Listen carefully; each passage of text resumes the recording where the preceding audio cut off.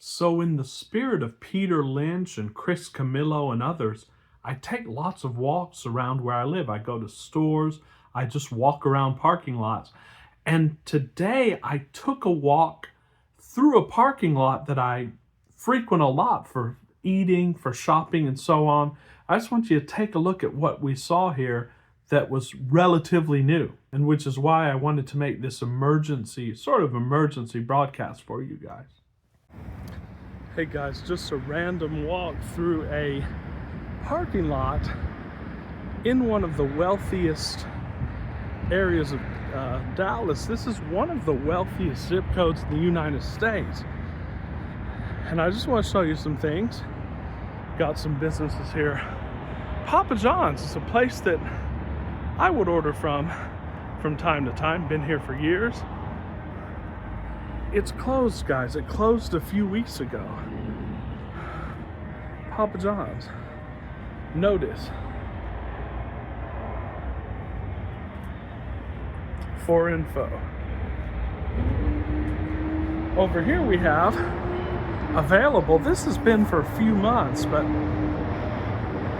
there's a lot of things available here. A lot of things have been just lying fallow. This is just a little walk down in the same parking lot here. And I discovered this just today. A place that I'd frequent to come eat sandwiches, guys. This used to be Jimmy John's. This was Jimmy John's yesterday. Look at this. Place is shuttered. Padlocked.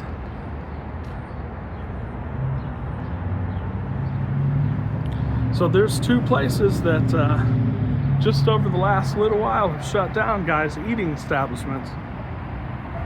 What's going on?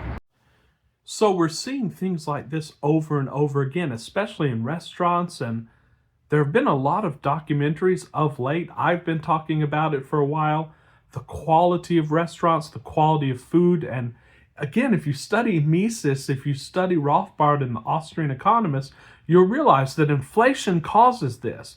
The rising of prices causes businesses, of course, to see what corners they can cut, see how they can save costs while keeping the cost of their sales the same. And what, of course, you end up with is lower quality. I worked for restaurants years ago, and I remember one restaurant I worked at that kept cutting the quality of the meat, the quality of the cheese, and so on and so forth, different food. They eventually went out of business. But it was, of course, in an effort to save money. That's what this hyperinflationary atmosphere that we're in causes. And what I'm saying is, and I'm going to predict it here, and as much as you can predict anything, I think I'll give it a number. I think it's about 70 to 80% that within this year, we are going to go into a major recession. Major recession. We're talking about layoffs. Of course, I talked about AI in the last video, and I don't think it's going to be catastrophic, but I do think beliefs about AI and companies trying to adopt AI to replace humans, although a lot of them are realizing they can't replace humans, but in the short term, the near term, they're going to try to replace humans, and that's going to cause some layoffs. Inflationary pressures, people not being able to afford basic needs are going to cause layoffs, and we're in for some hard times. And I just want to couple this firsthand experience with some data. I was just looking at some of the real world data over the last few months, and the data indicates that the U.S. is entering a recession. It says JP Morgan forecasts 2027 Fed rate hike, which they need to do, by the way. But of course, and this is the problem with Trump and Jerome Powell, and now they're trying to go after him criminally, and I think this is absolutely wrong, even though I'm not a fan of Powell.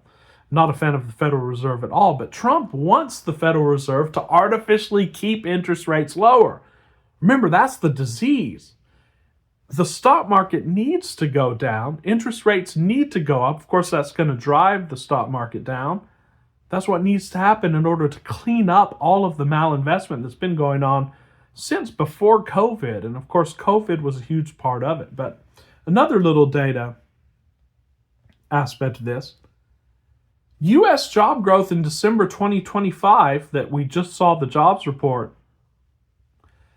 added only 50,000 jobs. This is the smallest increase since the pandemic, with private payrolls even weaker and job openings at multi-year lows. Wage growth did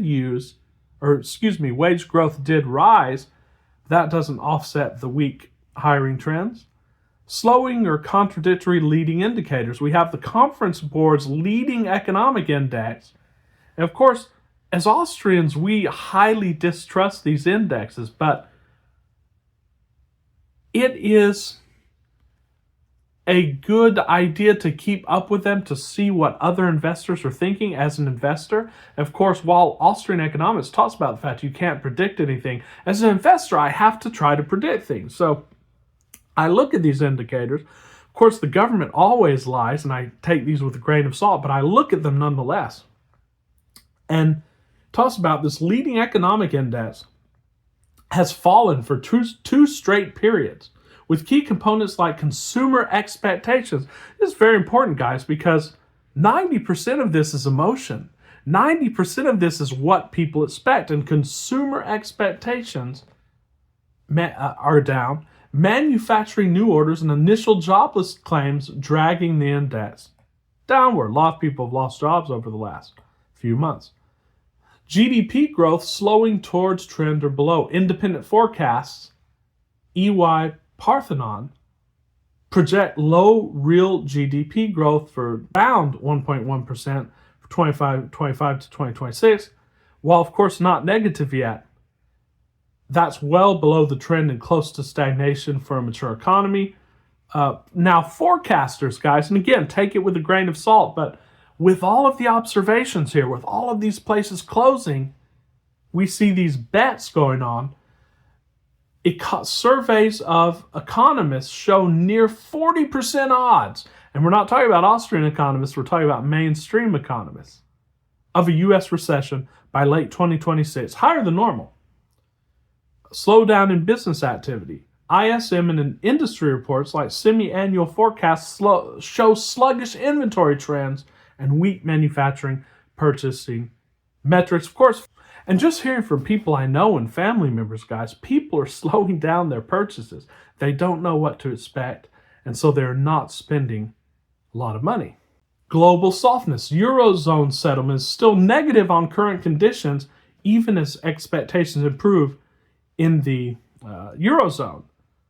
So we have weak hiring, slowing job creation, contracting, sagging leading indicators, sub-trend output growth forecasts, business sentiment, production metrics. What the second peg of this, guys, and this could lead, and again, I'm not saying it will, but it has a chance to lead to even a depressionary atmosphere. Housing market.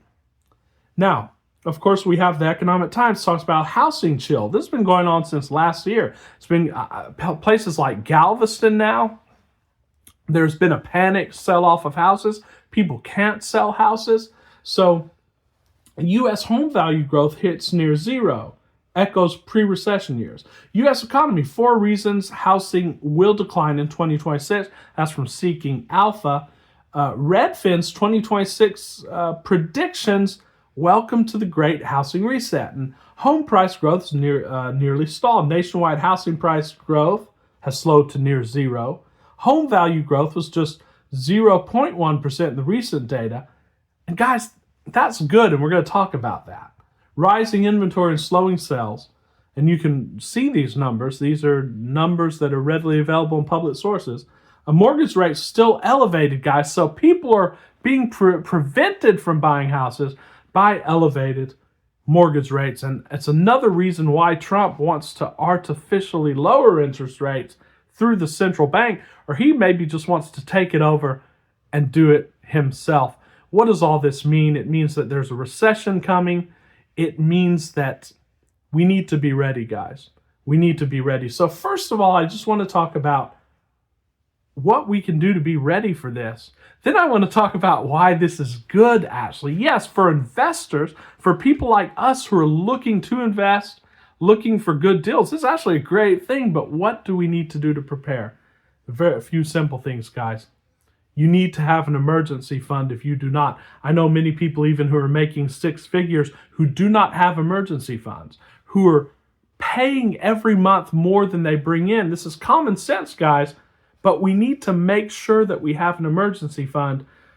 It'll be different for different people. Make sure you have at least 2 months of living expenses on hand, guys. That's before you buy stocks. That's before you invest in anything. Have 2 months of living expenses on hand. Then, of course, you do want to pay down bad debts. You want to get your credit high, guys, and that goes into, you want to get your credit as high as possible, as soon as possible. Don't panic. Do it slowly. We're going to have a little bit of time, but just know that we're going into very hard economic times. There may be layoffs, and there may be some pain. But why is this good, guys? This is going to be great for us, because what we're looking for is a crash in asset prices. What we're looking for is stock prices to go down, because stocks are now still selling at all-time highs. It's very hard as a value investor to find good investments. Well, you're going to be able to find some good investments here in the next year or two. Guys, if you want to buy a house or houses, it's going to be a great time to do so. The housing bubble is about to crash. I think 50 to 70% chance of that happening in the next year to 2 years. The housing market crashes worse than 2008, simply because people are not able to pay the prices that are being asked. They've been highly inflated. And of course, the Trump administration and other politicians want that to keep happening. They want to have these inflated numbers so that people think the economy is doing well. Whereas again, if you read Austrian economics, the crash is actually that period of becoming healthy, that period of healing, and then we can start over on a good foot. We don't want to delay that, guys, and I don't think they're going to be able to kick that down the can for much longer. So how do you have to have the mindset to look at this, guys?